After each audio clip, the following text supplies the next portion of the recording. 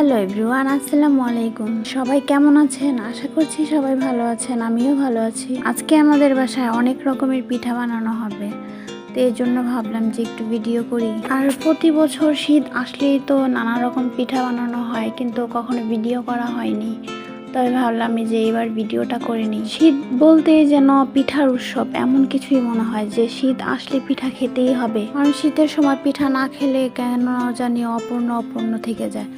এই জন্য ভাবলাম যে কিছু পিঠা বানাই। আর এইসব পিঠা বানানো তো খুব ঝামেলার কাজ, এই জন্য আর কি কেউ সহজে বাসায় বানিয়ে খেতেও যায় না। এই জন্য আর কি যে বাইরে যে কিনতে পাওয়া যায় চিতই পিঠা, মানে বিভিন্ন ধরনের পিঠা, ওগুলাই বেশিরভাগ খাওয়া হয়। তবে বাড়িতে বানানো পিঠা আর বাইরে কিনে খাওয়ার পিঠার মধ্যে অনেকটাই পার্থক্য। তো যাই হোক, আমার এই ভিডিওটা করার 10-12 দিন আগে, কিন্তু আমি ব্যস্ততার কারণে আর কি ভিডিওটা আমি এডিট করতে পারিনি, এই জন্য ছাড়াও হয়নি। তো এখানে প্রথমেই বসে গেল সবাই যে ভাপা পিঠা বানানোর জন্য। আর ভাপা পিঠার গুঁড়িটা একদম চেলে নেওয়া হয়েছে, তারপরে যে বাটিতে করে মানে মিঠাই তারপর নারকেল এগুলো দেওয়া হচ্ছিল। আর প্রথম পিঠাটা কেমন হবে আসলে জানি না, তারপর ট্রাই করছি যে দেখি ভালো হয় কিনা, কারণ ভাপা পিঠাটা বানাতে গেলে অনেক ঝামেলার মনে হয়, অনেক সময় হতেও চায় না। তো আপনাদের সামনেই কিন্তু মানে দেখানো হবে যে প্রথম পিঠাটাই কেমন হয়। তো আমাদের ঘরে একটা সরা ছিল, আর ওই সরার মধ্যে আমরা ভাপা পিঠা বানানোর জন্য বসিয়ে দিলাম, যে চারপাশে যে আটা গুলিয়ে তারপরে একদম জোড়া লাগিয়ে দিচ্ছি যে দেখি কেমন হয়। আর আগে কিন্তু সবাই এইভাবেই বানাইতো, আর এখন তো অনেক কিছুই পাওয়া যায়, কিন্তু আমরা ওগুলাতে বানাইনি, এটাতেই বানিয়েছি। এই তো বাটি থেকে পিঠাটা সরাতে বসিয়ে দিলাম, তারপরে একদম ঢেকে মানে সরা দিয়ে ঢাকনা দিয়ে একদম চাপ দিয়ে দিচ্ছি যে হাওয়া যেন বের না হয়। তারপরে যে এখন খুলে দেখবো যে আসলে পিঠাটা কেমন হয়েছে। কিন্তু মাশাআল্লাহ পিঠাটা অনেক সুন্দর হয়েছে, এই যে দেখতে পাচ্ছেন। তো যাই হোক, এই যে প্রথম পিঠাটা হয়ে গেল। তারপর আমরা এইভাবে মানে সবগুলা পিঠাই বানাচ্ছিলাম। মাশাআল্লাহ সবগুলা পিঠাই অনেক সুন্দর হয়েছে, কিন্তু ওগুলো আর দেখানো হয়নি।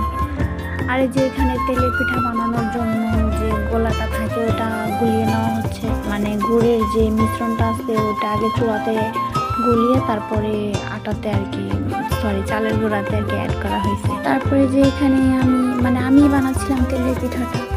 মাশাআল্লাহ প্রথম পিঠাটা যখন আমি চুলাতে দিলাম, যে এত সুন্দর করে প্রথম পিঠাটাই হয়ে যাবে আমি কখনো ভাবতেই পারিনি। যে দেখতে পাচ্ছেন যে কি সুন্দর করে ফুলে উঠছে প্রথম পিঠাই কিন্তু এটা। তারপর পিঠাটাকে এখানে আমি হালকা বাদামি কালার করে নিচ্ছিলাম, আর এটা তো গুড়ের পিঠা, এই জন্য কালারটা একটু বেশি চলে আসতেছিল, এই জন্য আমি আর কি একটু তাড়াতাড়ি নামাচ্ছিলাম, কারণ বেশি ভাজা হয়ে পিঠাটা না খুব শক্ত শক্ত মনে হয়, ভালো লাগে না, এর জন্য আর কি তাড়াতাড়ি নামাচ্ছিলাম। আর এই যে এখানে সবগুলো পিঠা খুব সুন্দরভাবে হয়েছে, আর পিঠাগুলো দেখতে কিন্তু মাশাআল্লাহ অনেক সুন্দর লাগছে। আর এতে এখানে কুলি পিঠা বানানোর জন্য পুরটাকে রেডি করা হচ্ছে, নারকেল আর গুড় দিয়ে সাথে চিনি মিক্স করা হয়েছে।